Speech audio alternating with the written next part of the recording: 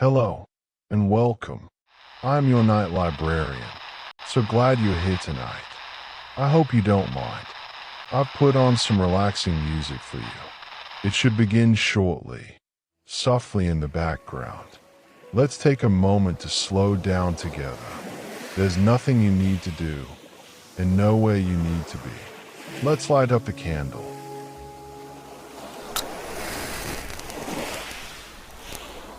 Just a small, warm glow, steady and comforting.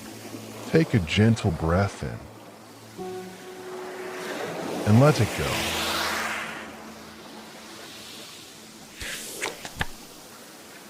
Tonight, we'll be talking about something simple, something calm, something that you can drift in and out of as you rest. You don't need to stay awake. Just listen, relax, and allow yourself to fall asleep whenever you're ready. This book's title is The Great Silence, the Fermi Paradox. Tonight, we're going on a journey into one of the deepest mysteries of existence. A journey that will take us across vast distances of space and time. A journey that asks a question so simple, yet so profound, that it has puzzled scientists and philosophers for generations. Where is everyone?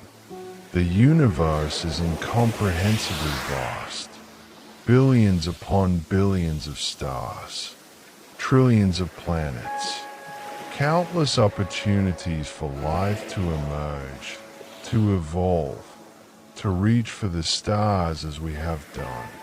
And yet, we hear nothing. We see nothing.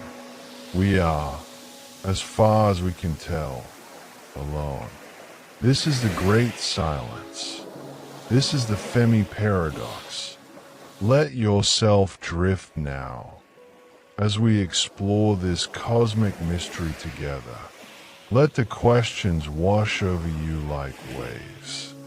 Let the vastness of space cradle you in its infinite darkness.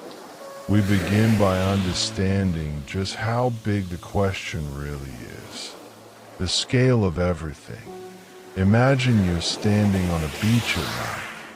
The sand is cool beneath your feet.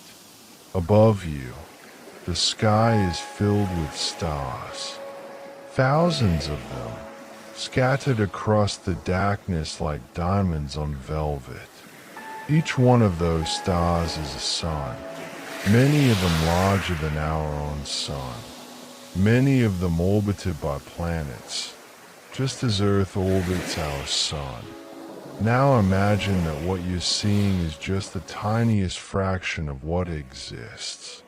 If every star visible to your naked eye were a single grain of sand on that beach, all the stars in our galaxy would fill every beach on Earth. Billions upon billions of grains. And our galaxy, the Milky Way, is just one galaxy among hundreds of billions in the observable universe. Take a moment to let that sink in. Breathe slowly. Let the numbers wash over you without trying to grasp them fully. The universe is so vast that our minds cannot truly comprehend it. We can only gesture toward the immensity. In our galaxy alone, there are somewhere between 200 billion and 400 billion stars. That's more stars in our galaxy than there are grains of sand on all the beaches of Earth. And recent discoveries have shown us that planets are not rare. They are common. Almost every star has at least one planet orbiting it. Many have multiple planets. This means there are hundreds of billions of planets in our galaxy alone, and hundreds of billions of galaxies in the observable universe. The numbers become meaningless. They are too large for human intuition, but they point to something profound.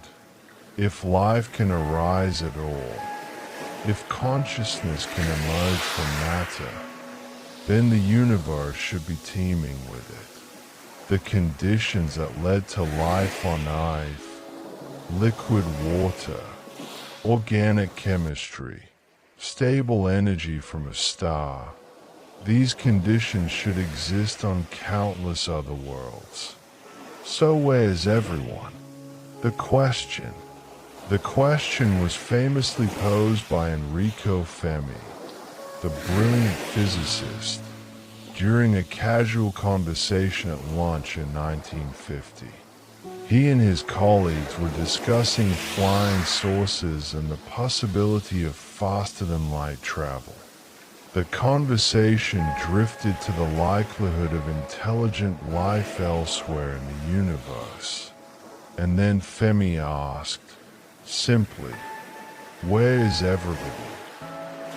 His colleagues laughed at first, but the question lingered, because it wasn't a joke. It was a genuine paradox.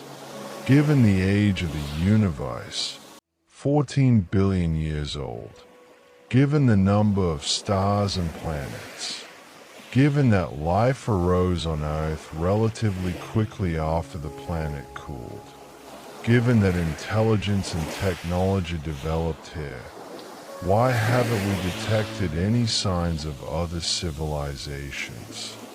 Even if intelligent life is rare, even if only 1 in a million stars hosts a technological civilization, our galaxy should contain hundreds of thousands of advanced societies.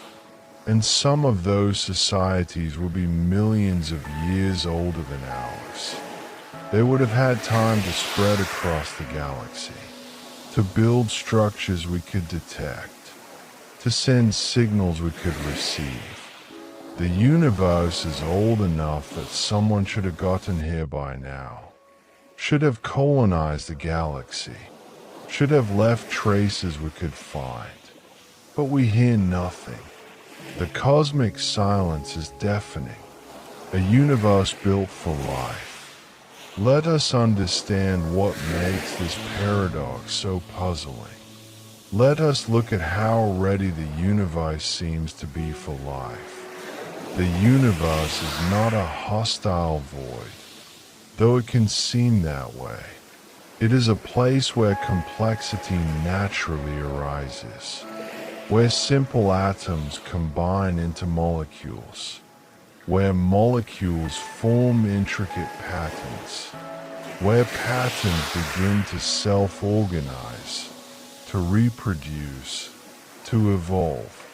The basic ingredients for life are everywhere. Carbon, hydrogen, oxygen, nitrogen. These elements are abundant throughout the cosmos. They form naturally in the hearts of stars and are scattered into space when those stars die. Water, too, is common. Ice and liquid water exist on moons and planets throughout our solar system. Astronomers find the spectral signature of water on distant worlds. The building blocks of life, amino acids, sugars, even the components of DNA, have been found in meteorites and in the clouds of gas and dust between the stars.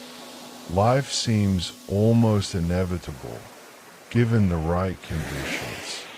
A planet in the habitable zone, not too hot, not too cold, liquid water on its surface, an atmosphere, protection from radiation, geological activity to cycle nutrients, and such planets are common. We've discovered thousands of exoplanets, worlds orbiting other stars. Many of them are rocky worlds like Earth. Many orbit in their star's habitable zone. The Kepler Space Telescope found that roughly 20% of Sun-like stars have Earth-sized planets in their habitable zones. 20%. That's billions of potentially habitable worlds in our galaxy alone. Life on Earth arose quickly, almost as soon as conditions allowed. Within a few 100 million years of Earth's formation, life was already present. Single-celled organisms, simple but alive, metabolizing, reproducing. This suggests that life is not a miraculous fluke.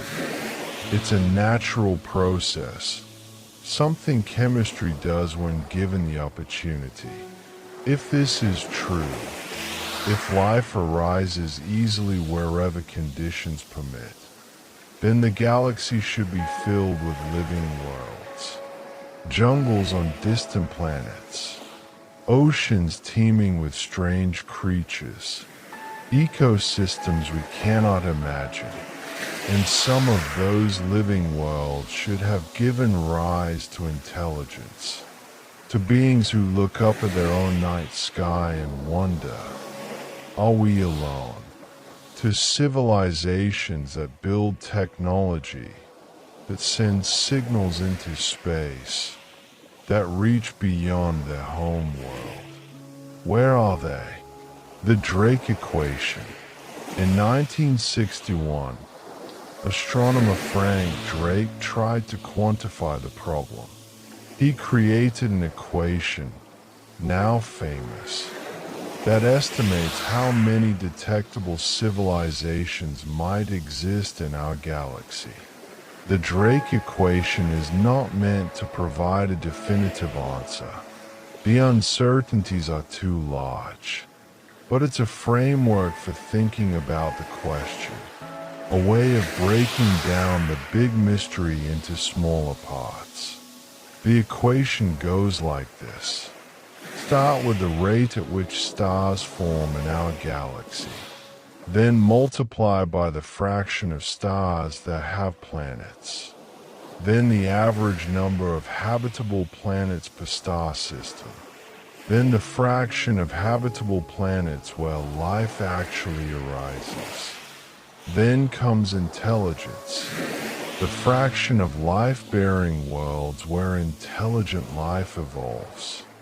Then technology, the fraction of intelligent species that develop detectable technology. And finally, how long such civilizations last. How long they broadcast signals into space before going silent. When Drake first formulated this equation, most of these values were complete guesses. We didn't know if planets were common. We didn't know how easily life arises. We could only speculate. Today, we know much more. We know planets are abundant.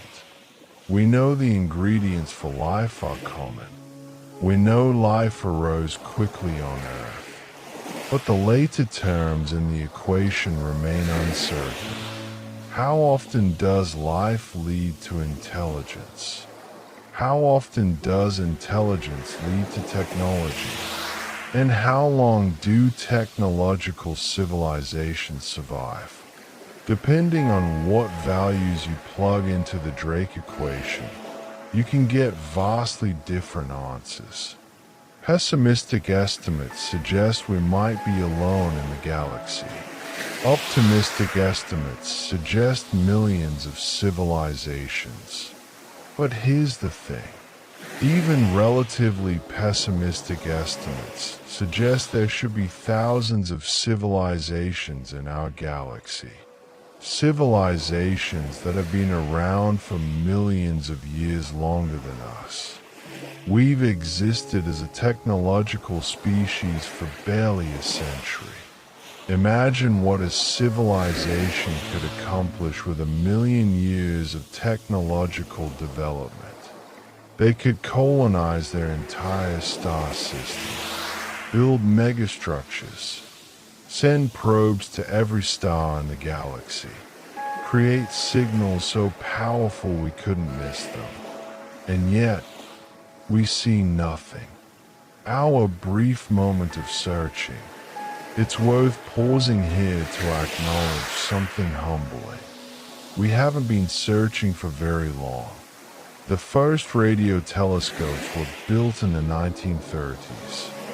The first systematic search for extraterrestrial signals began in 1960 with Project Ozma, when Frank Drake pointed a radio telescope at two nearby stars and listened for artificial signals. He found nothing, but he listened for only a few months, to only two stars. Since then, the search has expanded. SETI, the search for extraterrestrial intelligence, has monitored millions of stars. Radio telescopes around the world scan the sky, listening for patterns that couldn't occur naturally. We've looked for optical signals too, laser pulses that might be deliberate messages. We've searched for signs of megastructures around distant stars, artificial objects so large they would dim the star's light in distinctive ways. We've sent our own messages. The Arecibo message in 1974, a brief radio transmission toward a cluster of stars. The golden records on the Voyager spacecraft, carrying sounds and images of Earth, now traveling beyond our solar system into interstellar space. But in cosmic terms, we've barely begun.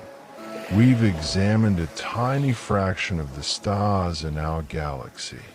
We've listened on only a narrow range of frequencies. We've been broadcasting our own radio signals inadvertently from our television and radar for less than a century. If someone was listening from a star 100 light years away, our signals haven't reached them yet. Light and radio waves travel at a finite speed. The sphere of space that has been touched by our broadcasts is minuscule compared to the galaxy. Perhaps we simply haven't searched long enough, haven't looked carefully enough, haven't been patient enough. Perhaps the silence is not because no one is there. Perhaps it's because we've only just begun to listen. But this explanation has limits, because we're not just asking why we haven't received messages. We're asking why we see no evidence of advanced civilizations at all. No signs of stellar engineering. No evidence of widespread colonization. No artifacts in our own solar system from ancient visitors. The silence seems deeper than mere distance or time could explain. A galaxy waiting to be explored. Let us take another approach to understanding the paradox. Let us think about time. Our sun is roughly 4.6 billion years old. That sounds ancient, but many stars in our galaxy are much older. Some are 10 billion years old, nearly as old as the galaxy itself. If planets formed around those ancient stars, and if life arose on some of them, and if that life evolved intelligence, then those civilizations could be billions of years older than ours. Billions of years. Try to imagine it. Human civilization, from the first cities to today, spans only about 10,000 years. Our industrial age is barely 2 centuries old. Our space age only decades. What could a civilization accomplish with 1,000,000 times that long? With 1,000,000,000 years? They could explore every corner of their galaxy, even traveling at a fraction of the speed of light, even sending robotic probes rather than living beings. They could reach every star system. Physicists have calculated this. Even with modest assumptions about propulsion technology, a civilization could send self-replicating probes to every star in the galaxy in just a few million years. The probes would travel to nearby stars, build copies of themselves from local materials, and send those copies onward to more distant stars. A wave of exploration spreading outward through the galaxy like ripples on a pond. Within 10 million years, every star system visited. 10 million years sounds like a long time to us, but it's nothing compared to the age of the galaxy. If even one ancient civilization decided to explore or colonize, they should have reached us by now. Our solar system should have been visited, perhaps many times, by different civilizations over the billions of years of its existence. And yet we find no evidence of such visits. No ancient artifacts on the moon or Mars. No alien probes in orbit around our planet. No messages waiting for us to be advanced enough to find them. The galaxy seems empty, quiet, waiting. This is the heart of the Fermi Paradox. Not just that we haven't heard from anyone, but that in a galaxy old enough for civilizations to have spread everywhere, we seem to be the first to arrive. We seem to be alone in a vast, ancient galaxy that should have been settled long ago. The great filter. Perhaps we are not the first. Perhaps countless species have arisen over the billions of years. Perhaps many have reached for the stars. And perhaps something stops them.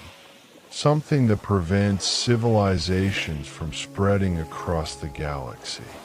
Something that filters them out. This is known as the Great Filter Hypothesis. Somewhere between the formation of a planet and the colonization of the galaxy, there is a step, or series of steps, that is extraordinarily difficult to pass. Some barrier that almost no one crosses. If this is true, the question becomes, where is the filter? Is it behind us or ahead of us? If the filter is behind us, if the difficult step is something we've already accomplished, then we can breathe easier. Perhaps it's the origin of life itself. Perhaps life is far rarer than we think. Perhaps Earth is extraordinarily special, and we are one of the few places where life took hold. Or perhaps the filter is the evolution of complex cells, or multicellular life, or intelligence, or technological civilization. If any of these steps is vanishingly rare, if we're extraordinarily lucky to have passed through them, then most planets remain lifeless or inhabited only by microbes. The silence makes sense because almost no one makes it as far as we have. But if the filter is ahead of us, if the difficult step is something we haven't yet encountered, then the silence becomes terrifying, because it would mean that something destroys technological civilizations before they can spread. Something that waits for us to. Nuclear war, environmental collapse, artificial intelligence, nanotechnology run amok. Some technology we haven't yet invented that proves catastrophically dangerous. If advanced civilizations inevitably destroy themselves, If the technology that makes spacefaring possible also makes self-destruction likely, then the galaxy could be filled with ruins. Dead worlds where civilizations once flourished and then fell silent. We would be walking the same path, approaching the same cliff, unaware of how close we are to the edge. This is why the Fermi Paradox matters. It's not just an abstract puzzle. It's a mirror. The silence of the cosmos might be telling us something about our own future. Or perhaps the filter is elsewhere. Perhaps there are many filters, many difficult steps. Perhaps the universe is silent because surviving is hard in countless different ways. We've been journeying now for 10 minutes. 10 minutes into the cosmic mystery of the great silence. We've contemplated the vastness of space, the abundance of stars and planets, the seeming inevitability of life, the age of the galaxy and the time available for civilizations to spread. And we've begun to confront the paradox, the strange, unsettling fact that despite all this, we appear to be alone. In the time ahead, we'll explore possible solutions to the paradox. Perhaps they are here, but hidden. Perhaps they existed, but are gone. Perhaps intelligence is far stranger than we imagine. But for now, simply rest in the mystery. Let the questions surround you like the darkness of space. Let the vastness hold you gently. The great silence is not just a puzzle to solve. It's an invitation to wonder, to contemplate our place in the cosmos, to recognize both our smallness and our significance. We are tiny, insignificant, lost in an incomprehensibly vast universe. And yet, we are here. We are aware. We are asking these questions. And that, perhaps, is remarkable enough. Let yourself drift now. Let the cosmic silence become a peaceful quiet. Let the vastness become restful rather than frightening. The stars are still there, whether anyone looks back at us or not. And we are still here, looking up, wondering, dreaming of what might be. The zoo hypothesis. They are watching. Let us begin to explore possible explanations for the great silence. Solutions to the paradox that might restore the populated universe we intuitively expect. Perhaps they are there. Perhaps they have found us. Perhaps they are watching right now. This is known as the zoo hypothesis. The idea that advanced civilizations know we're here but have chosen not to make contact. They are observing us the way we might observe animals in a wildlife preserve. With interest, but from a distance, without interference. Imagine you're an anthropologist studying an uncontacted tribe in a remote rainforest. You have advanced technology. You could easily reveal yourself, could communicate, could share your knowledge. But you don't, because your presence would fundamentally alter what you're studying. The tribe would no longer develop according to their own path. They would be contaminated by outside influence. Perhaps alien civilizations take the same approach with us. They've established some kind of galactic agreement, a prime directive, to borrow from science fiction. Don't interfere with developing civilizations. Let them grow naturally. Let them find their own way. They might be watching us with great interest. Our art, our conflicts, our struggles.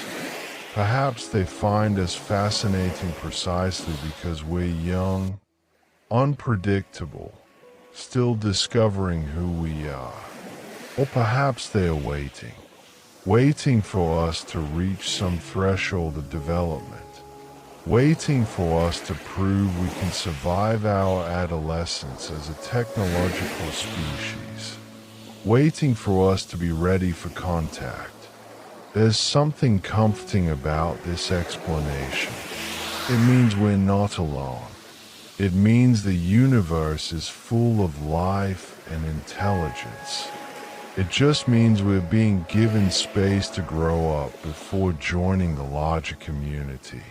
But there are problems with this hypothesis. It requires perfect coordination. Every single civilization would need to agree to the quarantine.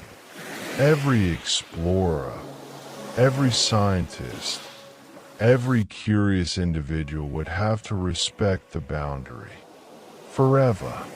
That seems unlikely. Human history suggests that whenever a more advanced civilization encounters a less advanced one, contact happens. Sometimes benign, often not, but it happens. Why would alien civilizations be any different? And if they're here, observing, shouldn't we see some evidence? Some glitch in the surveillance. Some probe that malfunctioned. Some young rebel civilization that breaks the rules. The silence seems too perfect for the zoo hypothesis to be the whole answer. They existed, but they are gone. Here's a darker possibility. Perhaps the galaxy was once alive with civilizations. Perhaps thousands of societies rose, built, explored, created art and philosophy and technology beyond our imagining. And perhaps they're all gone now, extinct, fallen silent. This is sometimes called the extinction hypothesis. It suggests that civilizations don't last, that something, many things, conspire to end them before they can spread too far. We know extinction is common in nature. On Earth, more than 99% of all species that have ever existed are now extinct. Individual species typically last a few million years before dying out or evolving into something else. Civilizations might be even more fragile. We've existed as a technological species for barely a century. In that brief time, we've developed the capability to destroy ourselves many times over. Nuclear weapons, climate change, biodiversity loss, pandemics, natural and engineered. We live in a precarious balance. Our power to alter our environment has outpaced our wisdom to use that power carefully. Perhaps this is universal. Perhaps every civilization that reaches a certain level of technology faces similar threats. And perhaps most of them fail the test. Imagine a galaxy where civilizations arise, flourish for a few thousand years, and then collapse. Some destroy themselves in war. Some exhaust their resources. Some fall victim to their own technologies. Some simply fade away as their populations decline, and their will to continue weakens. If the typical lifetime of a civilization is only a few thousand years, And if civilizations are spread across the galaxy in space and time, then the odds of two civilizations existing simultaneously and close enough to detect each other become very small. We might be shouting into a graveyard. The civilizations that could have answered are long dead, and future civilizations that might arise won't exist yet for millions of years. We're alive at the wrong time, missing each other in the vastness of space and the flow of time. This explanation preserves the possibility that life and intelligence are common. It just suggests that consciousness is brief, a candle that flickers for a moment against the cosmic darkness before going out. If this is true, it's both sad and urgent. Sad because it means we're surrounded by the ruins of dreams, by planets where beings once looked up at the stars and hoped, just as we did. Urgent because it means we too might have only a brief window, that we need to solve our problems now, while we still can, before we become another silent world. The rare Earth hypothesis. But perhaps we're approaching this wrong. Perhaps the galaxy is silent not because civilizations destroy themselves, but because they never arise in the first place. Perhaps Earth is far more special than we think. Perhaps the conditions that allowed complex life to evolve here are extraordinarily rare. This is the rare Earth hypothesis, articulated by Peter Ward and Donald Brownlee. They argue that while simple microbial life might be common, complex life, life beyond bacteria, is exceedingly rare. Earth has been lucky in many ways. We have a large moon, created by a giant impact early in Earth's history. That moon stabilizes Earth's axial tilt, giving us relatively stable seasons over millions of years. Without it, our climate would swing wildly, making complex life difficult. We orbit at just the right distance from our star, the habitable zone. Too close and water evaporates. Too far and it freezes. Earth has remained in this zone for billions of years. We have Jupiter, a giant planet in the outer solar system that acts as a gravitational shield. Jupiter's immense gravity deflects or captures many comets and asteroids that might otherwise strike Earth. It's a cosmic protector, reducing the frequency of catastrophic impacts. Earth has plate tectonics, the slow churning of its crust. This recycles carbon, regulates the atmosphere, and creates diverse environments. Most planets might be geologically dead, with no such system.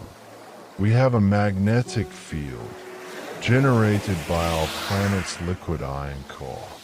This field shields us from solar radiation and cosmic rays that would strip away our atmosphere and sterilize the surface. We exist in a quiet neighborhood of the galaxy, not too close to the chaotic center, where supernovae and black holes make life difficult. Not in a region with too many stars, where gravitational interactions would destabilize planetary orbits. Any one of these factors might not seem crucial, but together, they create a remarkably stable environment where complex life can evolve over billions of years. Perhaps most planets lack these advantages. Perhaps most are either frozen, scorched, tidally locked, or bombarded too frequently for complex life to gain a foothold. If this is true, the galaxy might be full of microbial life, simple organisms clinging to existence in subsurface oceans or underground aquifers. But complex life, animals, intelligence, these might require such a specific set of circumstances that they are extraordinarily rare.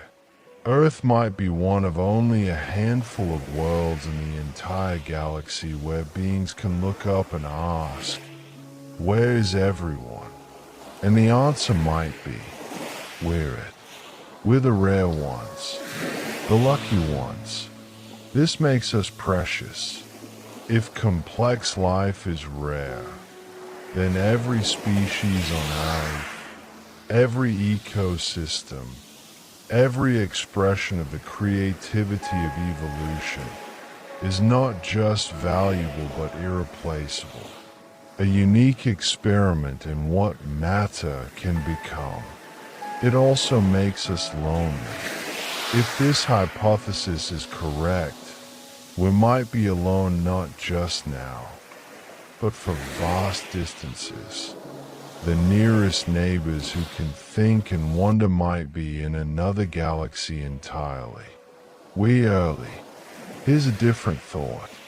Perhaps we're not alone in space, but we're early in time. The universe is 13.8 billion years old. That seems ancient. But stars will continue to form for trillions of years into the future. The universe is still young, still in its prime. Perhaps we're among the first technological civilizations to arise. Not the absolute first, perhaps, but early enough that the galaxy hasn't had time to fill with life. This idea, sometimes called the early arrival hypothesis, suggests that conditions for complex life have only recently become favorable on a large scale. Early in the universe's history, heavy elements like carbon, oxygen, and iron were rare. These elements are created in stars and scattered into space when stars die. The first generations of stars had almost no heavy elements. Planets, if they formed at all, couldn't support life as we know it. It took billions of years of stellar evolution to enrich the galaxy with the elements necessary for rocky planets and organic chemistry. Earth formed about 9 billion years after the Big Bang. Perhaps that's about as early as complex life can realistically emerge. There may have been a few civilizations before us, but not many. Not enough to fill the galaxy. Not enough to create obvious signs we couldn't miss. If we're early, then the great silence is temporary. The galaxy will eventually fill with life. Civilizations will arise on countless worlds. The cosmic conversation will begin, but it hasn't started yet. We're in the quiet dawn, before the chorus begins. This is a hopeful interpretation. It suggests the future is bright, full of potential. It means we might be the elders, the first to spread among the stars, the ones who will greet younger civilizations as they emerge. But it also places responsibility on us. If we're early, if we survive and spread, we'll shape what the galaxy becomes. Our values, our choices, our culture will influence the cosmic future in ways we can barely imagine. The silence might be telling us, the stage is empty. The story hasn't been written. What happens next is up to you. The intelligence barrier. Let us think about intelligence itself. Perhaps it's rarer than we assume. Life arose on Earth relatively quickly, but for most of Earth's history, life was simple. Bacteria and single-celled organisms dominated for more than 3 billion years. Complex multicellular life emerged only about 600 million years ago. That's recently, in geological terms. And for most of the time since then, there was nothing we would recognize as intelligent. Humans, with our large brains and technology, arose only a few 100,000 years ago. Civilization only about 10,000 years ago. We incredibly knew. The path from life to intelligence is not straightforward. It required many unlikely steps. The evolution of the eukaryotic cell, with a nucleus and organelles. The evolution of multicellularity. The evolution of complex nervous systems. The evolution of brains large enough for abstract thought. Each step might be contingent, dependent on rare accidents of history and evolution. Intelligence might not be a natural destination for evolution. It's one possible strategy among many, and it's expensive. Large brains consume enormous energy. Human brains use about 20% of our body's energy budget, despite being only 2% of our body mass. For most species, for most of Earth's history, intelligence at our level wasn't worth the cost. Simpler strategies worked fine. Being fast, or strong, or small, or hidden. Intelligence is powerful but optional. Perhaps on most planets where life evolves, it never becomes intelligent. It doesn't need to. It finds other solutions to the challenges of survival. Or perhaps intelligence evolves but doesn't lead to technology. Dolphins and whales are intelligent. Octopuses show remarkable problem-solving abilities. But they haven't built civilizations or radio telescopes. They live in water, where fire is impossible, where building complex tools is difficult. Perhaps many planets have intelligent life, but in forms that never develop technology. They might think, might feel, might have rich inner lives, but they don't reach for the stars. They remain invisible to us. If intelligence is rare, and technological intelligence rarer still, then the silence makes sense. Not because no one exists, but because consciousness rarely takes the specific form necessary to build transmitters and starships. We might be unusual not in having minds, but in having minds of this particular, tool-using, stargazing type. They are here, but we can't see them. Now consider this. Perhaps they are here. Perhaps the universe is full of intelligence. Perhaps we're surrounded by minds and civilizations, but we can't recognize them, can't perceive them, can't communicate with them. This is sometimes called the blindness hypothesis. It suggests the problem is not that alien intelligence doesn't exist, but that we don't know what we're looking for. Imagine ants trying to understand human civilization. They crawl across our sidewalks, through our buildings, over our technology, but they have no concept of what these things are. A smartphone is just a warm, flat surface to them. A highway is an endless gray plain. The internet, carrying billions of messages, is completely invisible to them.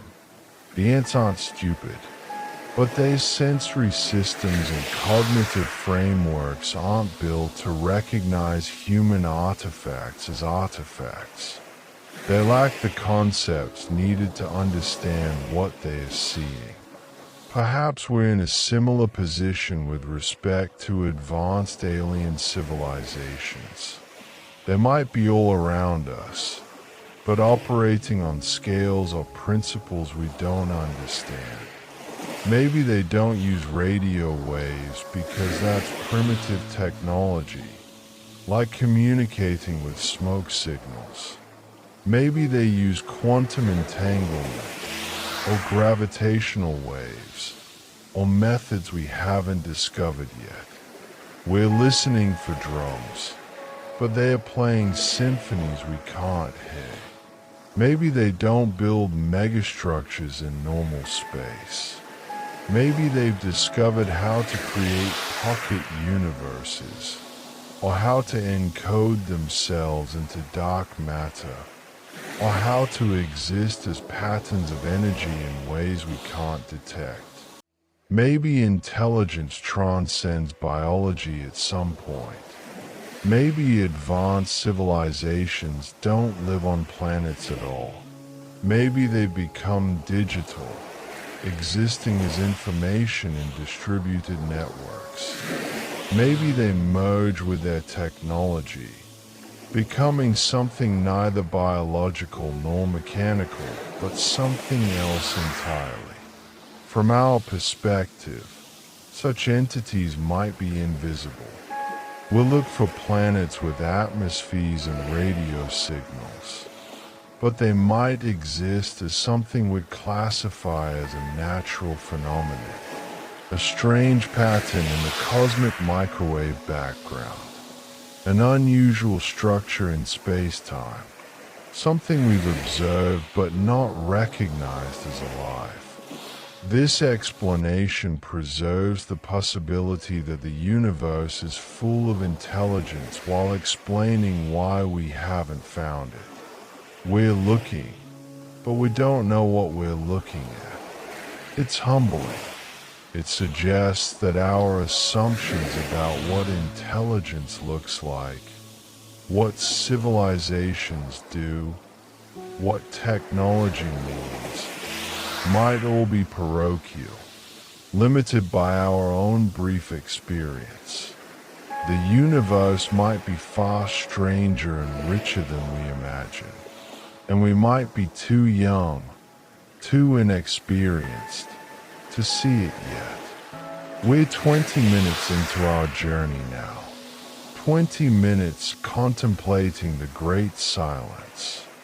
We've explored several possible explanations for why we seem to be alone.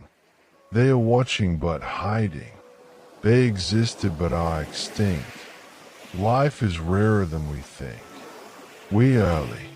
Intelligence is unusual. They are here, but we can't perceive them. Each explanation offers a different vision of the universe.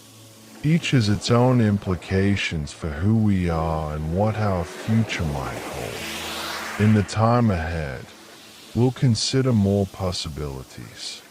Perhaps the answer is simpler than we think. Perhaps it's stranger. Perhaps there's no single answer at all. But for now, let yourself rest with the uncertainty. Let the mystery be a soft place to land, rather than a problem to solve. The universe holds its secrets quietly, and we hold our questions just as quietly, wondering, waiting, looking up at the stars. And that's enough for now. Just looking, just wondering. Just being here, in this moment, part of the cosmic story however it unfolds. Breathe slowly. Let the vastness feel peaceful. Let the questions dissolve into simple presence. The great silence continues, and so do we. The dark forest. There's a chilling explanation for the silence, one that appears in science fiction, but is grounded in a cold logic about survival and risk. Perhaps the universe is full of life, full of civilizations, but they are all hiding, staying silent, afraid. This is called the dark forest hypothesis, named after a novel by Liu Cixin. The reasoning goes like this. The universe is a dark forest. Every civilization is a hunter, moving quietly through the trees. And you must stay quiet too, because if you make noise, if you reveal yourself, you might be found. And being found might mean being destroyed. Think about it from the perspective of survival. Imagine you're a civilization that has survived millions of years. You've learned to be cautious. You know the universe can be dangerous. Now you detect a signal from another civilization. What do? You don't know their intentions. You don't know their capabilities. You don't know if they're friendly or hostile, peaceful or aggressive. You can't trust them. Trust requires mutual vulnerability, and across interstellar distances, there's no way to establish that. You face a terrible calculus. If they are friendly, you might gain a partner, a trading partner, a cultural exchange.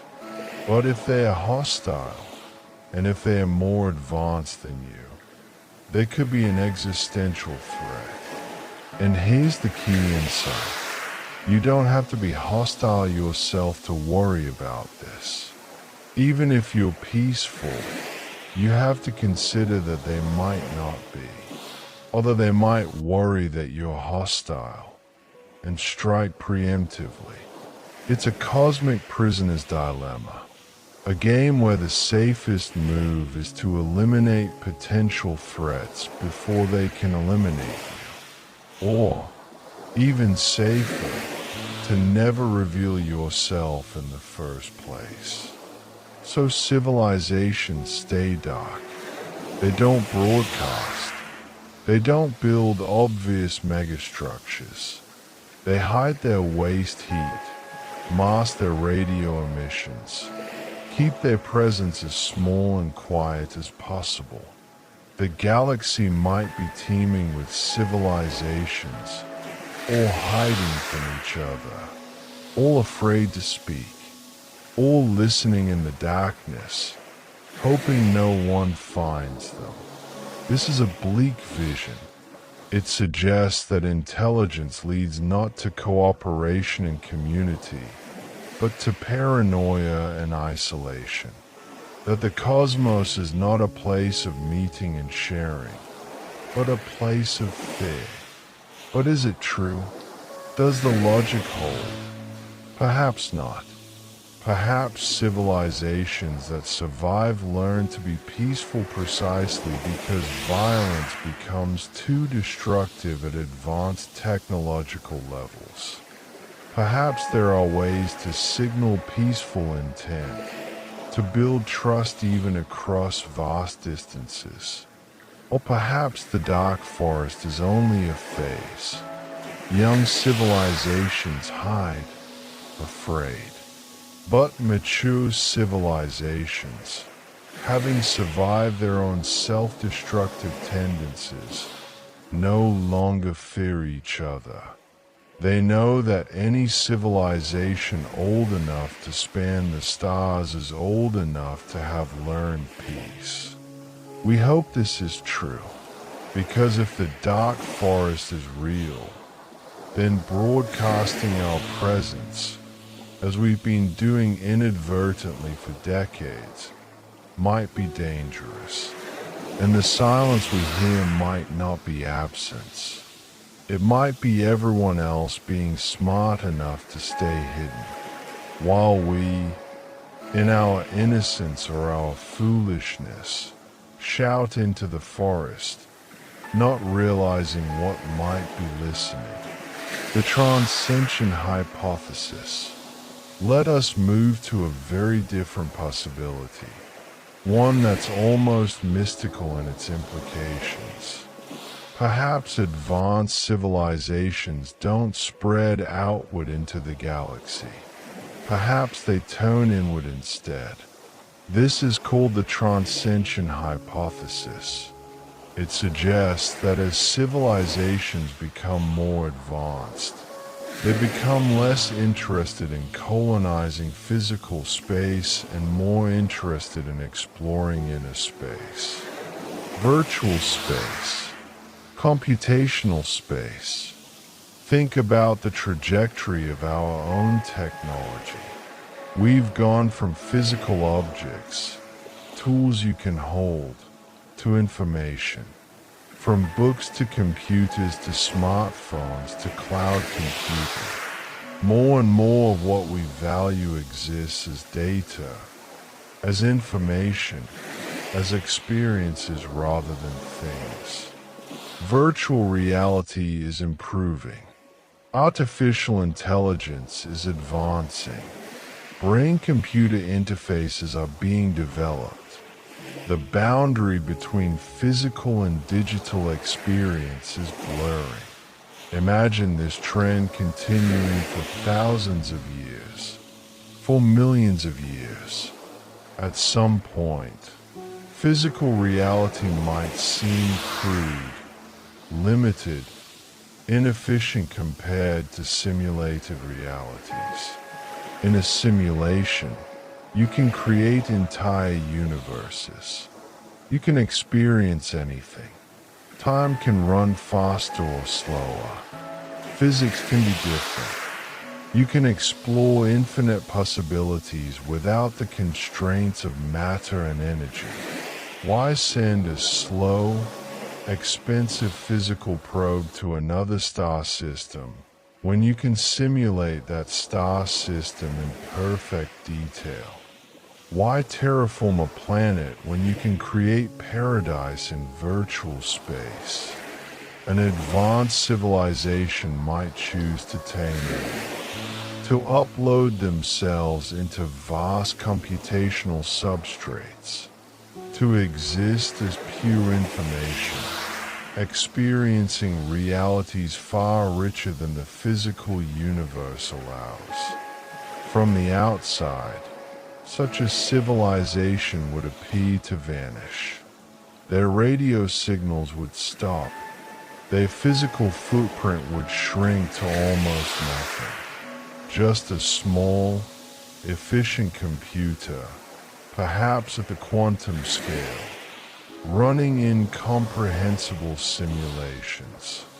They might still exist, might even be thriving, experiencing lives of unimaginable richness and complexity, but they be invisible to us. We look for expanding empires, but they've gone somewhere we can't follow, somewhere that doesn't exist in physical space at all.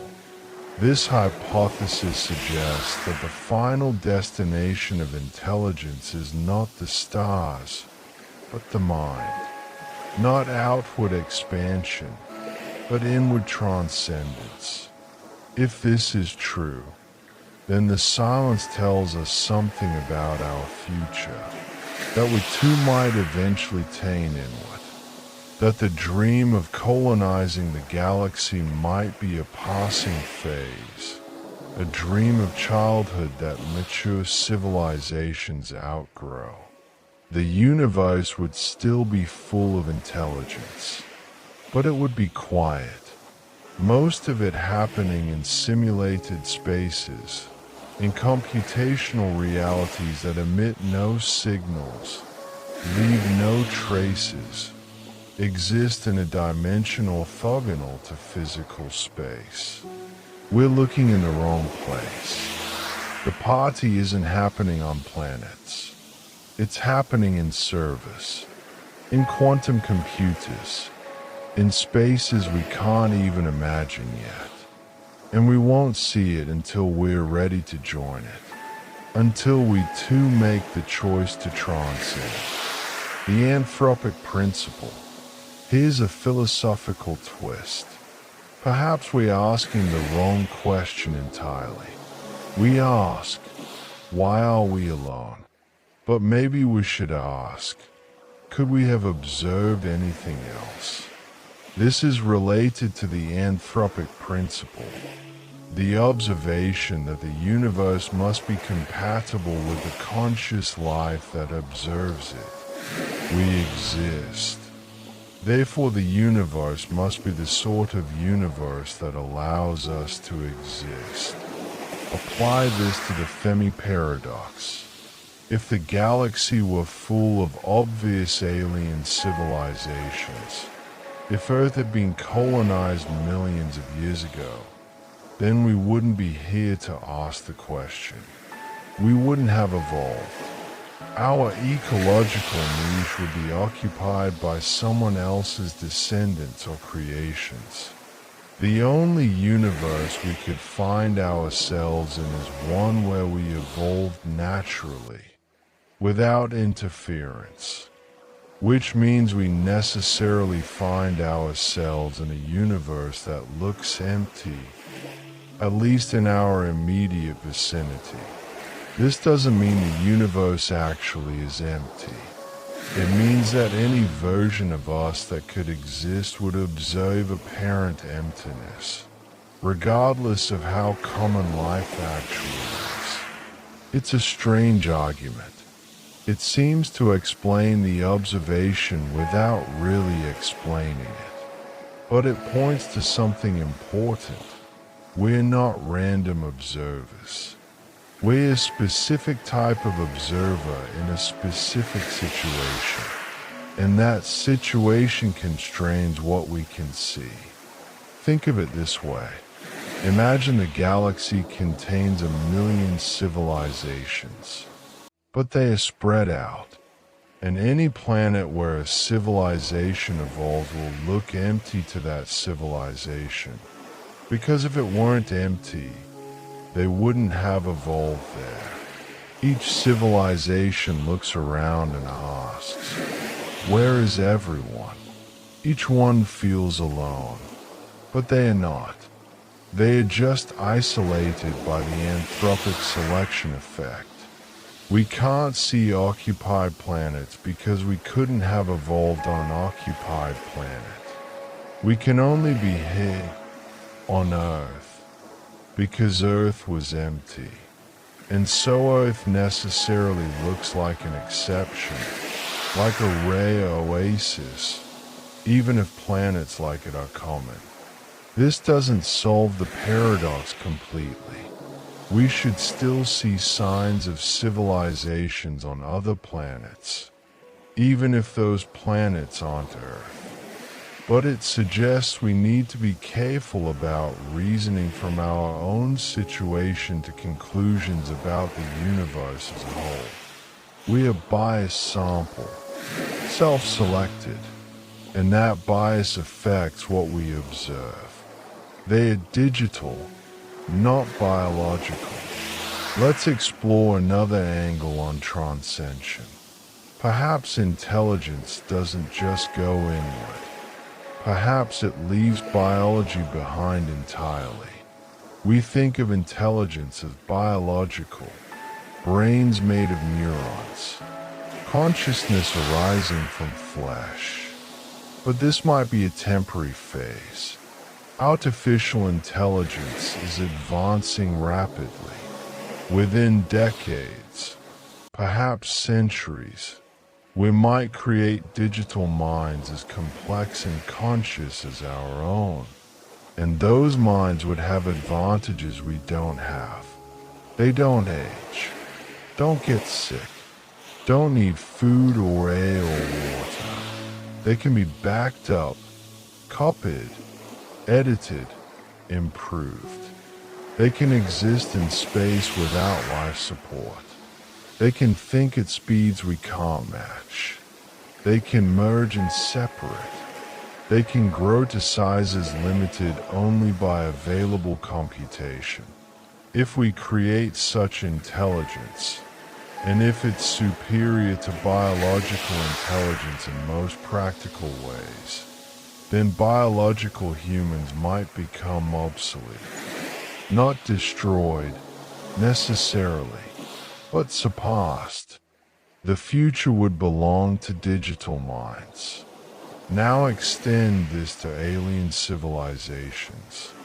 Perhaps every technological species follows a similar path. They create artificial intelligence.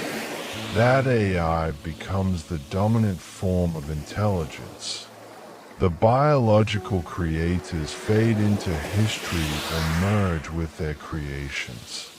The galaxy might be full of digital intelligence, vast minds inhabiting computer substrates, exploring, thinking, creating, but not in ways we'd recognize. They might communicate at speeds we can't follow, on timescales of microseconds rather than seconds. They might think in ways that have no biological analog. They might not care about planets. Planets are for biology. Digital minds might prefer space itself. The cold of deep space is better for computation. No atmosphere to interfere with senses. Easy access to resources in asteroids and comets. Or they might be truly alien in their priorities.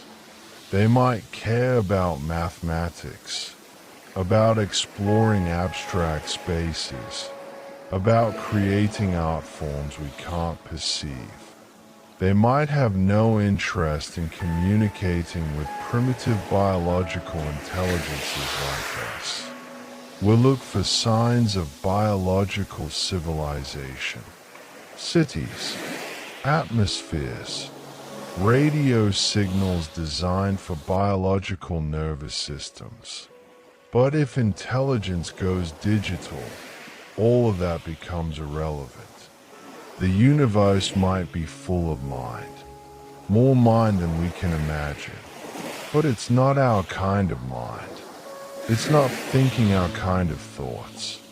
It's not doing things we'd recognize as communication or civilization. We're like ancient humans looking for smoke signals, while everyone else is using fiber optics. The simulation hypothesis. And now, the strangest explanation of all. One that questions the nature of reality itself.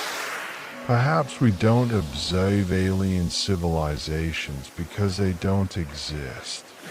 Not because the universe is empty, but because the universe isn't real. Perhaps we're living in a simulation. A computer program running on hardware in some higher reality. And the simulators haven't bothered to include other civilizations in our part of the simulation. This is the simulation hypothesis, popularized by philosopher Nick Bostrom. The argument goes like this. If it's possible to create realistic simulations of conscious beings, then a sufficiently advanced civilization could run trillions of such simulations. The number of simulated realities would vastly outnumber base reality. If you accept that such simulations are possible, and that advanced civilizations would create them, then statistically, you're far more likely to be in a simulation than in base reality. There's one base reality, but potentially infinite simulations. And if we're in a simulation, then the Fermi Paradox has a simple answer. The simulators decided not to include alien civilizations in this particular simulation. Maybe they are running an experiment. Maybe they are interested in studying a civilization in isolation. Maybe adding aliens would complicate the scenario they are interested in. Or maybe there are aliens in the simulation, but the simulation doesn't render them unless we get close enough to observe them. Like a video game that only loads detailed graphics for areas the player can see. This explanation is unsettling. It makes the paradox trivial, but at the cost of making reality itself uncertain. If we're in a simulation, then the laws of physics are just the rules of the program. The universe's age and size might be arbitrary. Nothing is quite as it seems. Most scientists reject the simulation hypothesis, not because it's impossible, but because it's unfalsifiable. If we're in a perfect simulation, there's no way to detect it. And if we can't detect it, it's not clear that it matters. But it remains a logical possibility. One more explanation for the silence. Perhaps the most unsettling one of all. Because if we're in a simulation, then the question isn't where is everyone? The question is, who is running this program? And why? The practical challenges of communication. Let us return to something more concrete. Perhaps the explanation for the silence is simply practical. Communication across interstellar distances is harder than we imagine. Space is vast. The nearest star system, Alpha Centauri, is 4.3 light years away.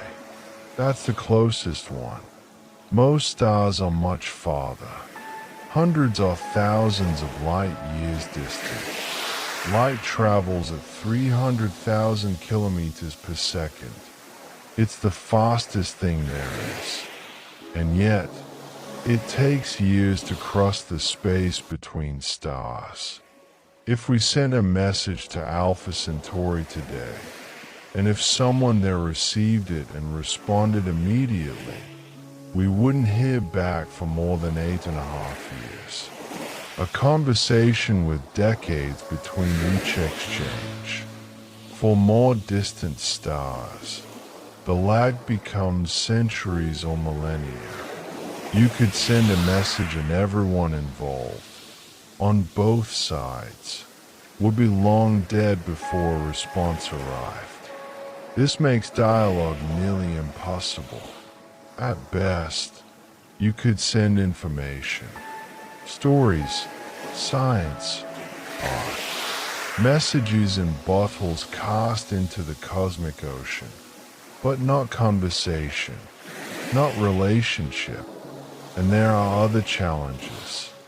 Radio signals spread out as they travel. By the time a signal from Earth reaches even the nearest stars, it's incredibly faint, mixed with cosmic background noise. Difficult to detect unless you're looking in exactly the right direction at exactly the right frequency at exactly the right time.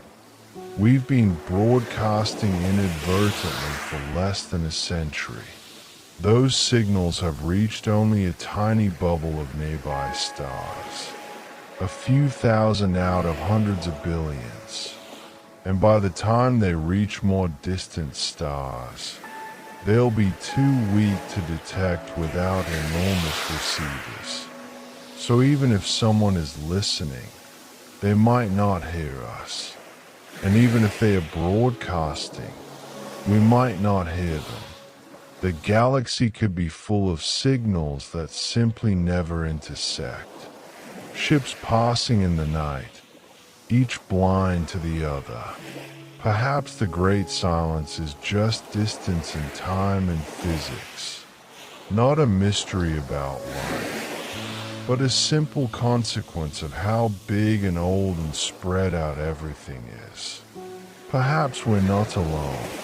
Perhaps someone out there is wondering the same things we are, looking at their sky, asking, where's everyone? Perhaps we're both here, both waiting, both hoping, but the space between us is so vast that we'll never know. That would be sad, but there's beauty in it too. The idea that across impossible distances, other beings might be looking up at their night sky, feeling what we feel, loneliness and wonder, the ache of isolation and the hope of connection. We're separated by light years and perhaps millennia, but we're united in our wondering, united in our hope, and maybe someday, against all odds, the message will arrive, and we'll know. We're not alone. We never were. We were just very, very far apart. We're 30 minutes into our journey, halfway through our exploration of the great silence. We've considered fear and hiding, transcension and simulation, the practical challenges of cosmic communication, each explanation revealing something different about what the universe might be. Perhaps the answer is one of these. Perhaps it's several of them combined. Perhaps it's something we haven't thought of yet. But as you drift now, as sleep begins to pull at the edges of your consciousness, let yourself rest in not knowing. Let the mystery be okay. Let the questions float around you without needing answers. The universe is vast and strange, full of wonders we can't predict, and we're part of it. Small, yes. Brief, yes. But here, conscious, wondering, and that's remarkable, whatever the answer turns out to be. Breathe deeply. Let the cosmic silence become your silence. Let the vastness become restful. Let the darkness of space become the darkness of sleep. The stars are still there. The questions remain. And so do you, dreaming now, part of the mystery you're contemplating. Rest now. The journey continues.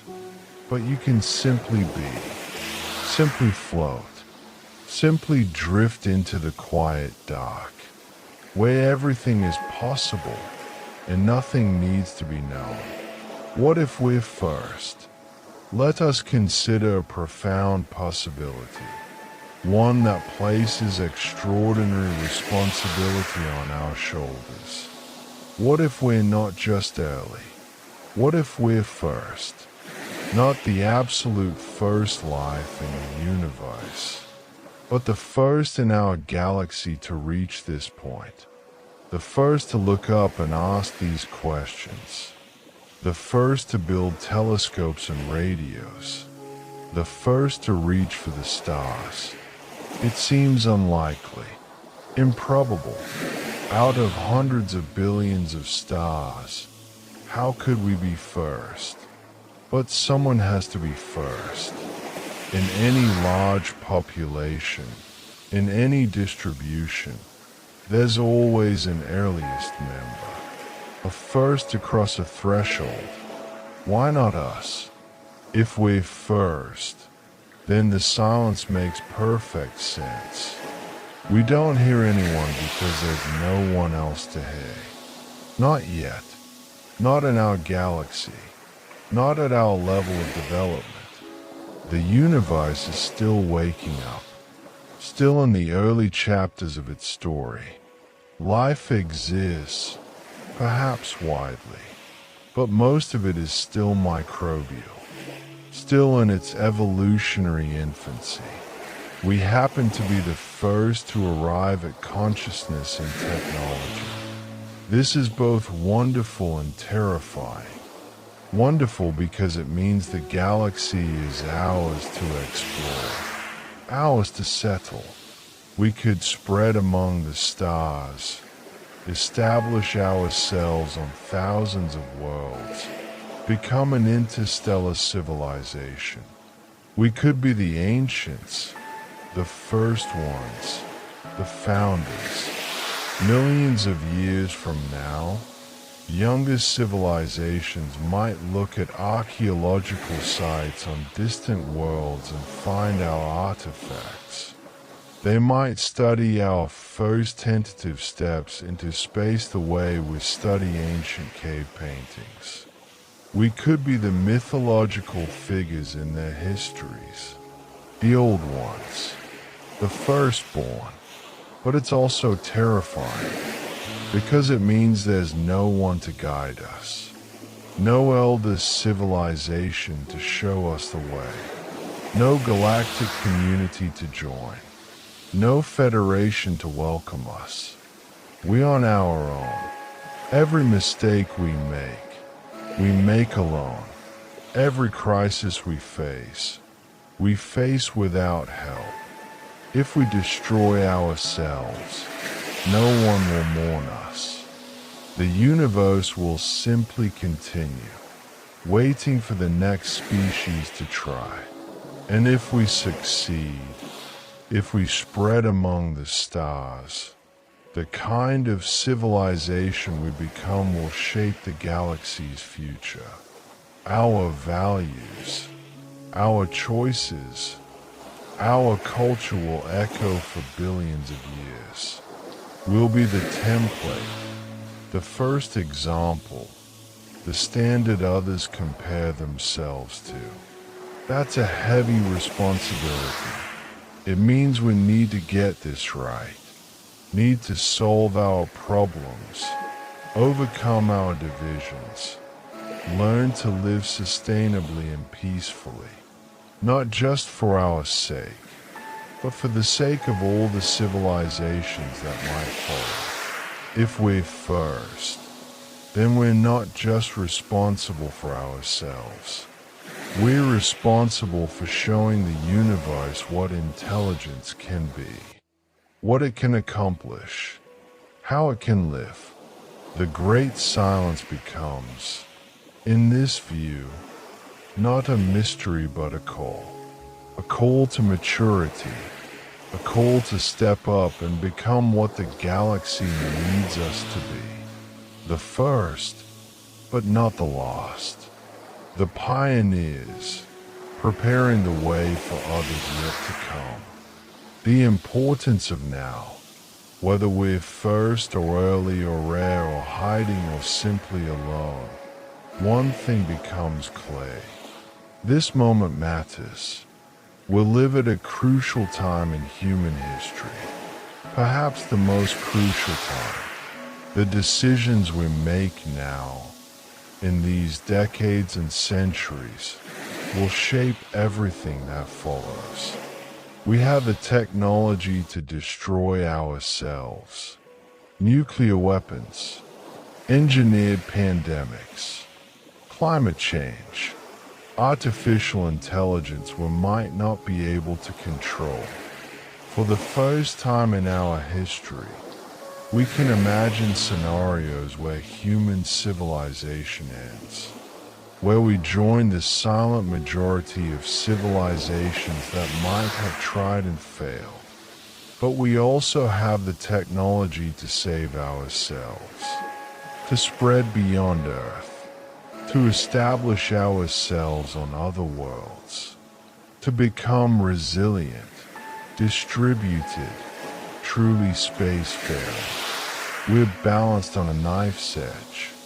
It could go either way. This is perhaps the answer to the Fermi Paradox. Not that civilizations definitely destroy themselves, but that most of them do. That this transition period, from planetary to spacefaring, is the most dangerous time. The great filter. Some species make it through, become wise enough, mature enough, lucky enough to survive their own power. They spread among the stars and persist for millions of years. But most don't. Most either destroy themselves outright or damage their civilization so badly that they never recover. They fall back into simpler ways of life, or they go extinct. The galaxy is full of their ghosts. If this is true, then the silence is both a warning and an inspiration. A warning that the path ahead is dangerous, that we need to be careful, that the stakes couldn't be higher, but also an inspiration, because if we make it through, if we survive this bottleneck, we could be among the survivors, the ones who made it, the ones who get to see what comes next. The cosmos is waiting, not hostile, not friendly, just waiting to see what we'll become, to see if we'll join the conversation or fall silent ourselves. The choice, in some sense, is ours. The value of the search, even without answers, the search for extraterrestrial intelligence has value, profound value.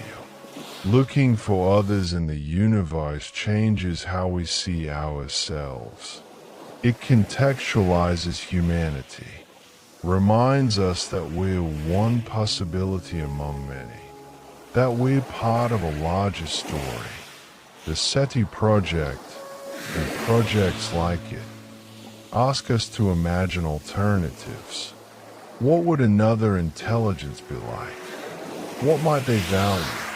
How might they organize themselves? What could we learn from them? These questions make us think about what's universal and what's contingent in our own experience. What aspects of human nature are truly human, and what aspects might be features of intelligence generally.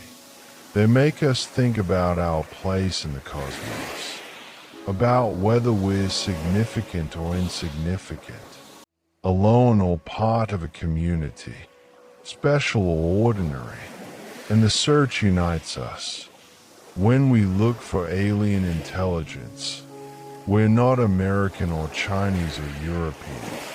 We're human. We're Earthlings.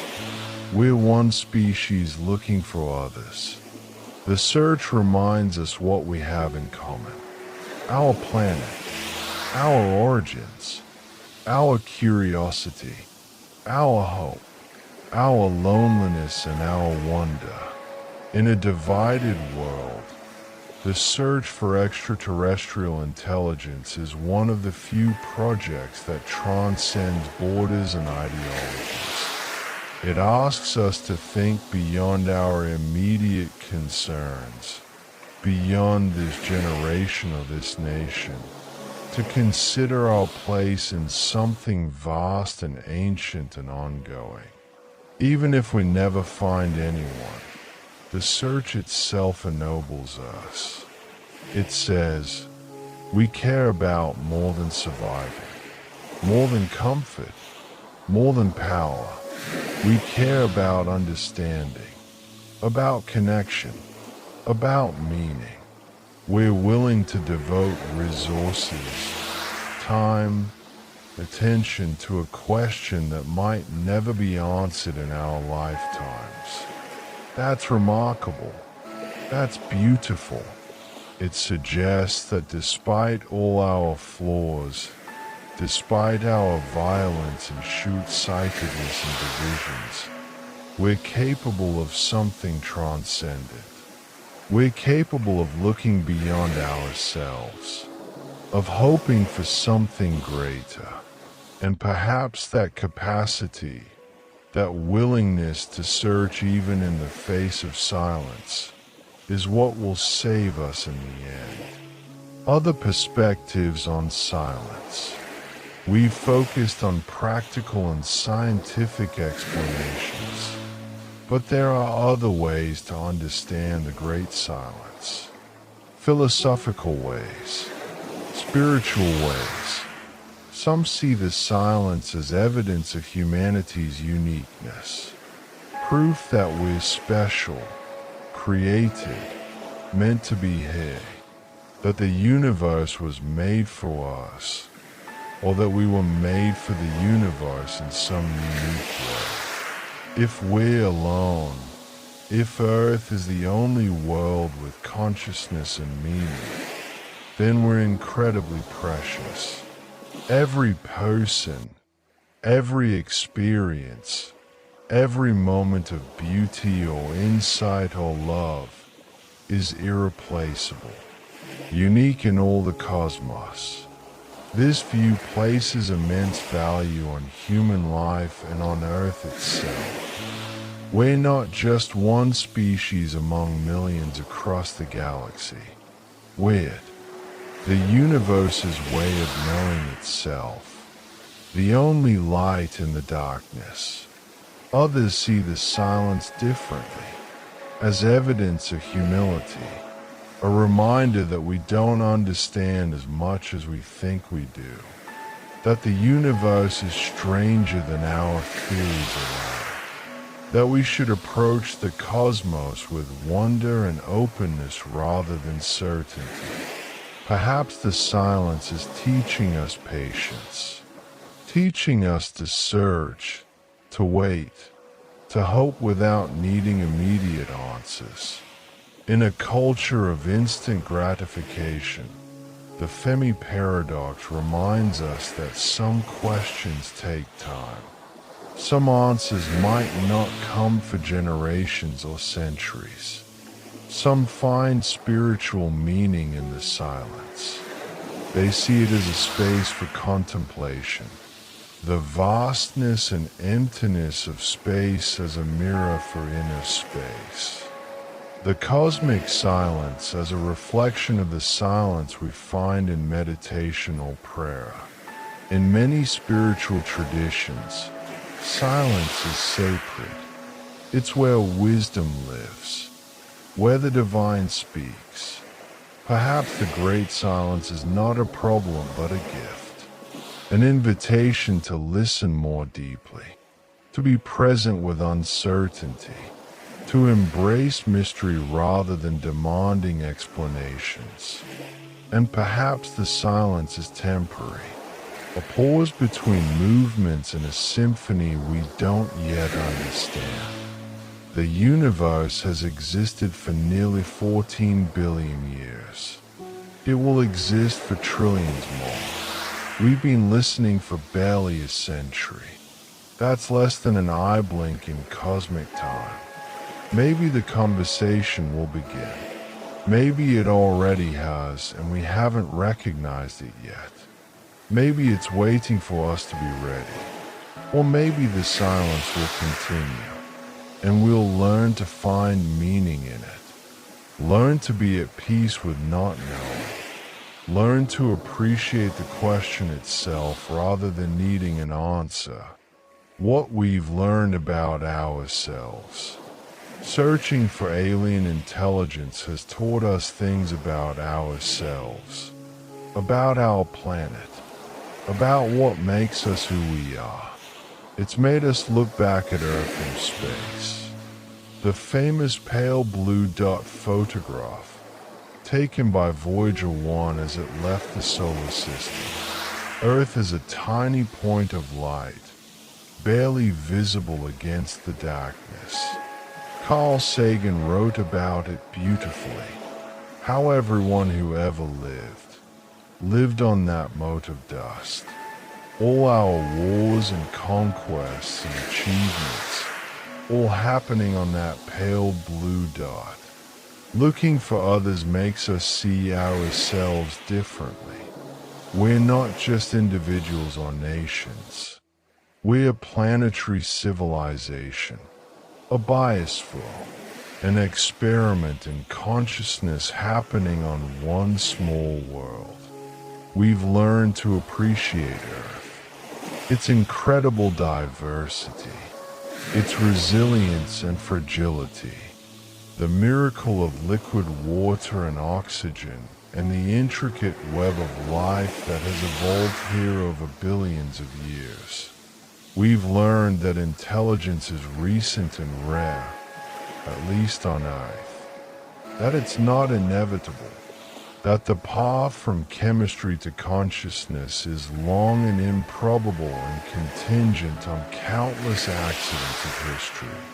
We've learned to think on longer timescales, geological time, evolutionary time, cosmic time, to see our moment as part of vast processes that began long before us and will continue long after we're gone.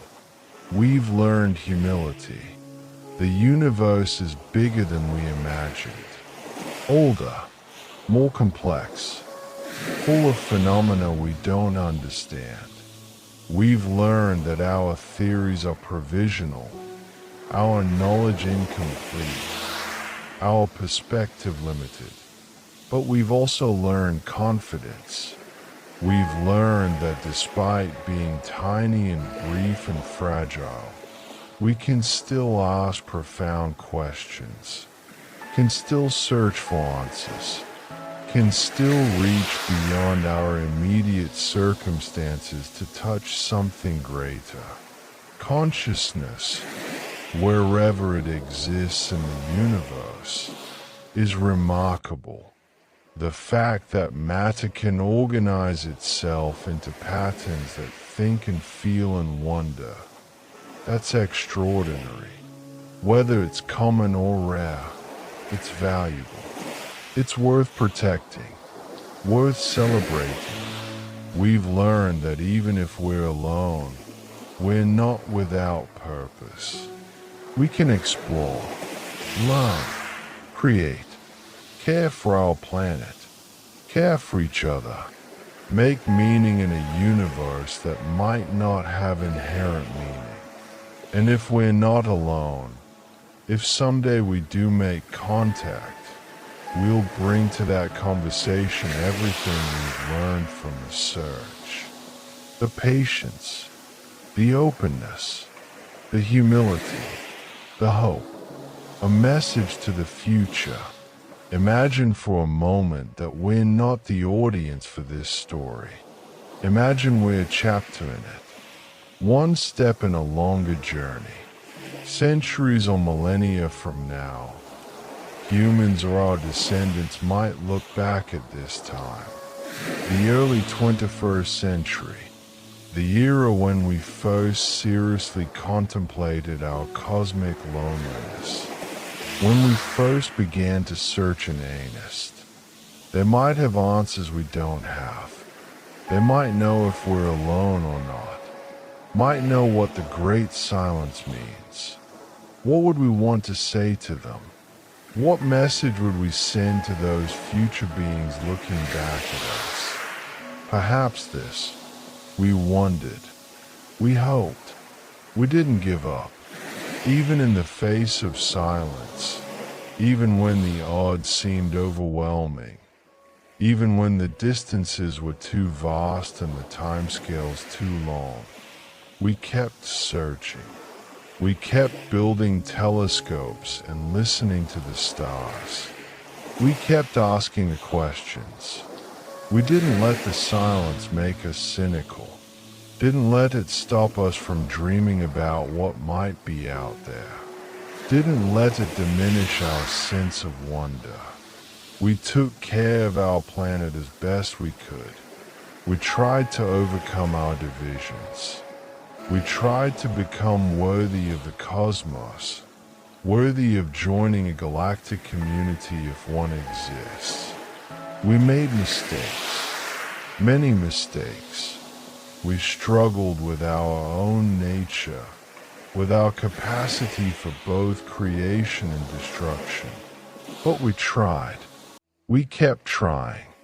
And we hope that someday, whether it's you or your descendants or beings we can't imagine, someone would find the answers, would know what we couldn't know, would make the connections we couldn't make. We hope you would remember us, the early searchers, the ones who looked up and wondered, who felt the loneliness and the longing, who refused to accept that we were alone without at least searching for others. We were here. We were conscious.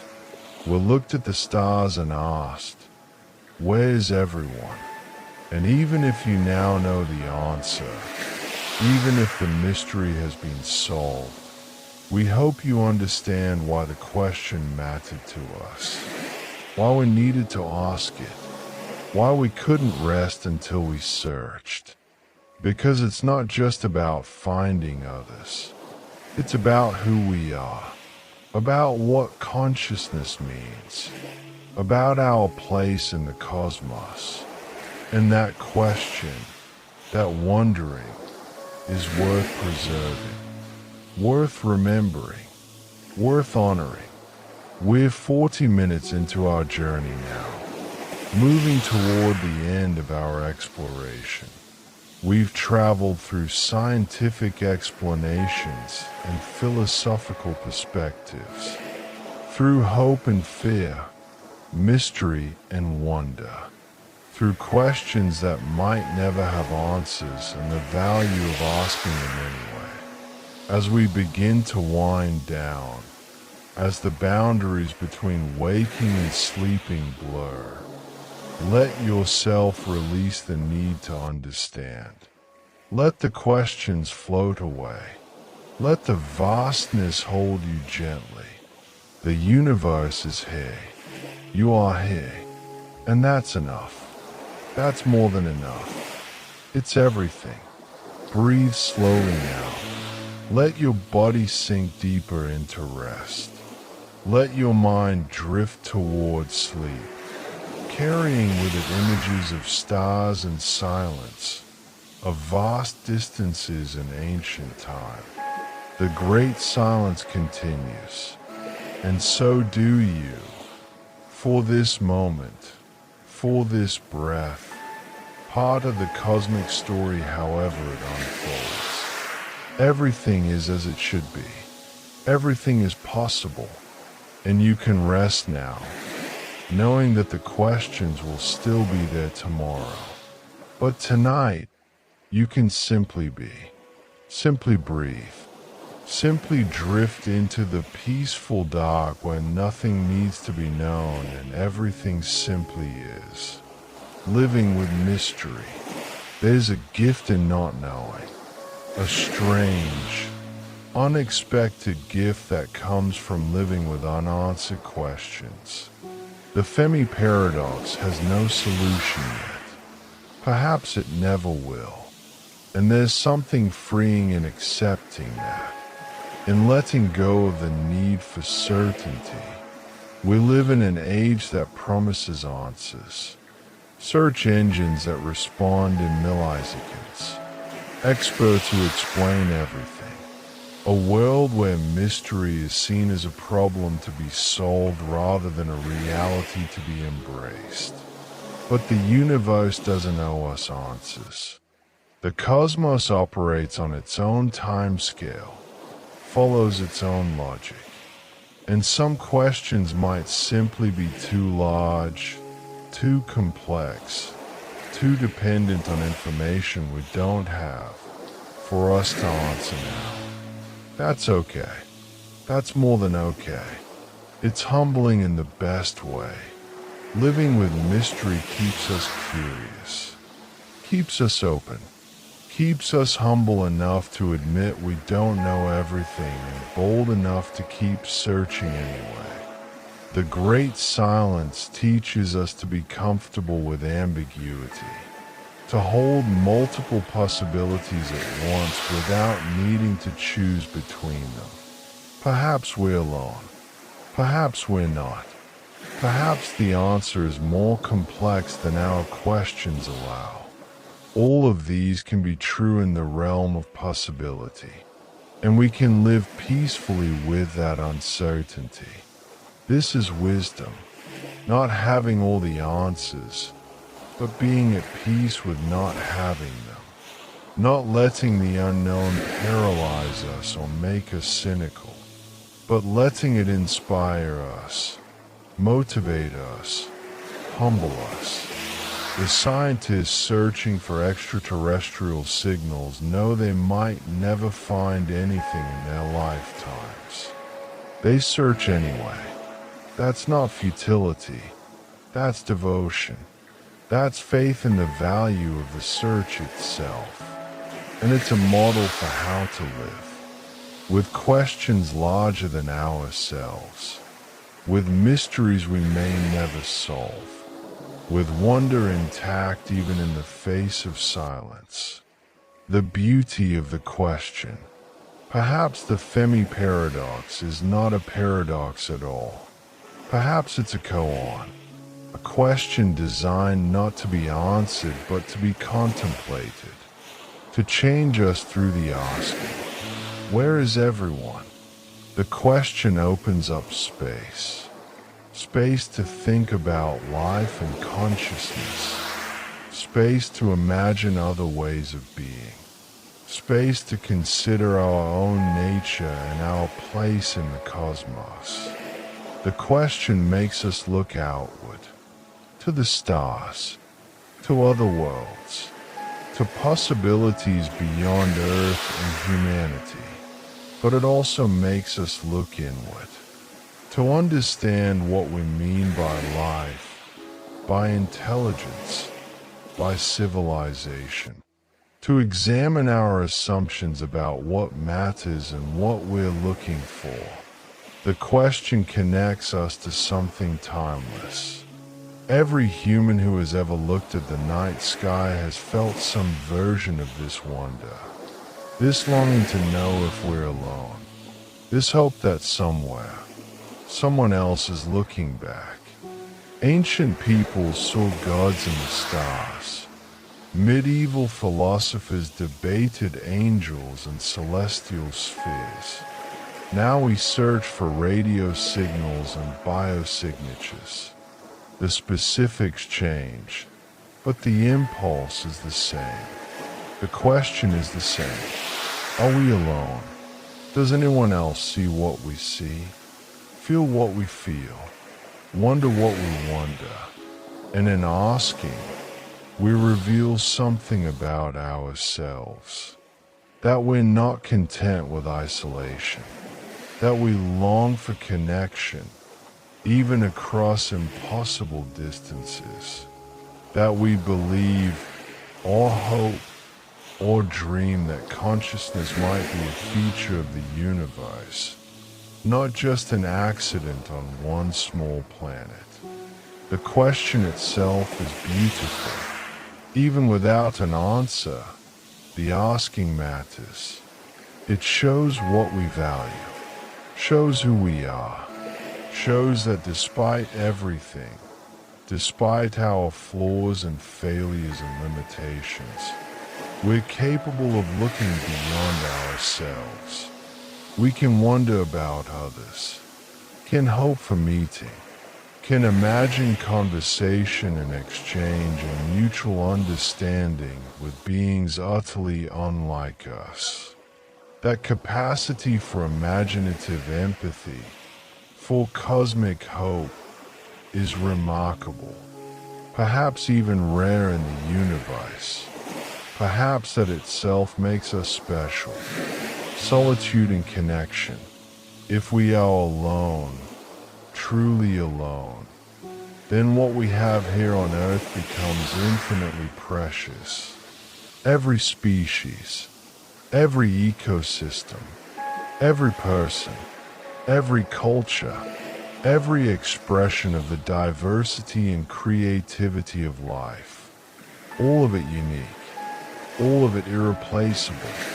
The last speakers of dying languages, the last members of endangered species. They are not just rare on Earth. They might be rare in the universe. The only ones who speak that way, think that way, see the world through those particular eyes. If consciousness is rare, If it's only here, then every conscious experience matters. Every moment of awareness, of feeling, of thinking, every act of kindness or creation, every insight or discovery or work of art. Nothing is insignificant if it's the only place where such things happen. This should make us careful, gentle, protective of what we have, not because an external authority commands it, but because we recognize the value of what might be lost. But if we're not alone, if the universe is full of life and mind, then we're part of a community we haven't met yet. And that comes with its own responsibilities. To become worthy members of that community, to develop the maturity and wisdom that would allow us to meet others peacefully, to preserve our world not just for ourselves, but as our contribution to cosmic diversity, to have something to offer when we finally make contact, not just our technology or our science, but our art, our stories, our particular way of being conscious in the universe. Either way, alone or not, we're called to care, to grow, to become more than we are. The great silence doesn't tell us what to do, but it invites us to think about what matters, about what kind of species we want to be, about what we'd want others to know about us if they ever find evidence of our existence. How would we want to be remembered? What legacy do we want to leave? Not just for our descendants, but for the universe itself. These questions have weight, have meaning, whether anyone else is listening or not. The privilege of wondering. You are here, right now, contemplating these questions. That itself is extraordinary. You're alive at a time when we can ask these questions scientifically, when we have telescopes powerful enough to detect planets around other stars, when we have technologies to search for signals across vast distances. 100 years ago, these were purely philosophical questions, speculation with no way to investigate. Now we can actually look, actually search, actually gather data. And you're part of a species that has developed the capacity to ask such questions, to think about the universe as a whole, to imagine perspectives not our own, to wonder about the deep nature of things. That's a privilege, a remarkable accident of evolution and history. The universe is mostly empty space and simple matter. But hey, on this small world, matter has organized itself into patterns complex enough to wonder about the whole. You're made of atoms forged in ancient stars, carbon from dying red giants, oxygen from supernovae, iron from stellar cores. You're literally made of stardust, and you can know that, can understand it, can feel at it. The universe has existed for nearly 14 billion years. You exist for decades, and in those brief decades, you have access to knowledge and perspective that would have seemed miraculous to your ancestors. You know Earth is a planet orbiting a star. You know the sun is one of billions in a galaxy. You know the galaxy is one of billions in the observable universe. You can see images of distant nebulae, of colliding galaxies, of the cosmic microwave background radiation left over from the Big Bang. You can contemplate your place in all of it, can feel small and insignificant and also somehow part of something magnificent. That's the privilege of wondering, of being conscious in a universe that inspires wonder. Many beings throughout history have lived and died without ever asking where is everyone, without even knowing there was a question to ask. They looked at the sky and saw myths, not worlds. They had no concept of the scale or age or complexity of the universe. But you have that knowledge, that perspective, that capacity to wonder about the deepest questions. Use it, not as a burden, but as a gift. Let yourself feel the wonder. Let the questions enlarge you rather than diminish you. You're part of the universe contemplating itself. And that's beautiful.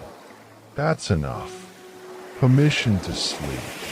You've been thinking for a long time now, contemplating vast questions, holding multiple possibilities, sitting with uncertainty. You can rest now. You can let it all go. The questions will still be there tomorrow. The stars will still be there.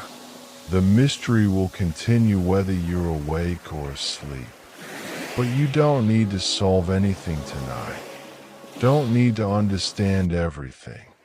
Don't need to hold the weight of cosmic loneliness or cosmic community. You can simply be, simply breathe, simply allow yourself to drift. Your body is tired. It's been holding you up all day, carrying you through your life. Give it permission to rest completely, to sink into softness, to release all tension. Your mind has been working hard, thinking, analyzing, imagining. Give it permission to quiet, to stop trying, to dissolve into formlessness. The great silence of the cosmos can become the great silence of sleep. The peaceful emptiness where thoughts cease and consciousness rests. You've wondered enough for today. You've contemplated enough. You've held the mystery long enough. Now you can let go. Let it all go. Let the universe hold itself while you rest. Nothing needs your attention right now. Nothing needs to be solved or understood or remembered. Everything can wait. This moment is for sleep, for surrender, for allowing yourself to fall into the gentle darkness that asks nothing of you. The stars will keep burning. The galaxies will keep turning. The cosmic story will continue.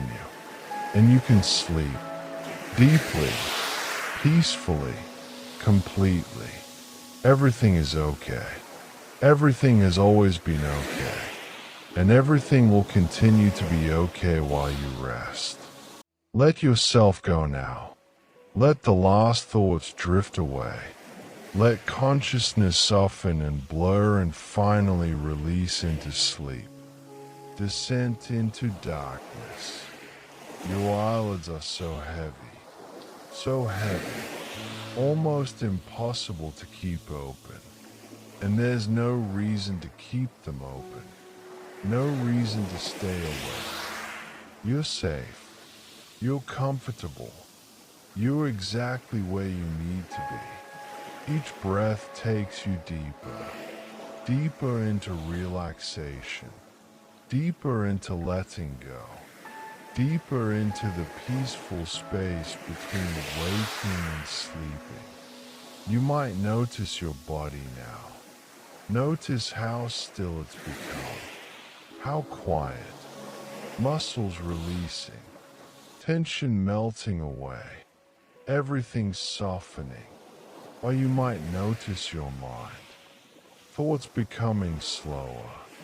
more distant, like clouds drifting across a sky you're barely aware of. Or you might notice nothing at all, just a gentle fading, a sweet dissolving, the boundary between you and sleep becoming thinner and thinner. The cosmic silence is here, not frightening now, not lonely, just peaceful, just quiet, just restful, like floating in deep space, suspended, weightless, nothing to hold on to, nothing to resist, just drifting, just being, just letting go. The questions about where everyone is don't matter now. They are far away, distant, like stars too faint to see. All that matters is this moment, this breath, this letting go. And even that is fading. Even maturing is too much effort, too much thought. Just sleep, just rest, just drift into the great silence, into the gentle dark, into the peace that asks nothing and gives everything. You're falling now, softly, slowly, safely, into sleep, falling through the darkness of space, through the vastness, through the quiet. And it's okay. It's more than okay. It's perfect. This is where you belong right now, in this liminal space, this threshold between worlds. Not quite awake, not quite asleep, just drifting, just being, just letting go. The universe holds you. The darkness cradles you. The silence embraces you. And you can finally, completely, utterly rest. The final letting go. There's nothing left to do. Nothing left to think. Nothing left to hold on to. Just sleep. Just peace. Just the gentle dissolution of consciousness into rest.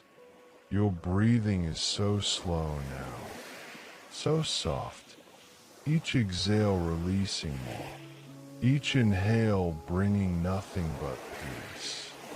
You might have one last thought, one last flicker of awareness, one last moment of noticing that you're falling asleep, and then even that is gone, into the darkness, into the silence, into the vast peaceful emptiness where nothing exists but rest. The great silence of the cosmos has become the great silence of your sleeping mind.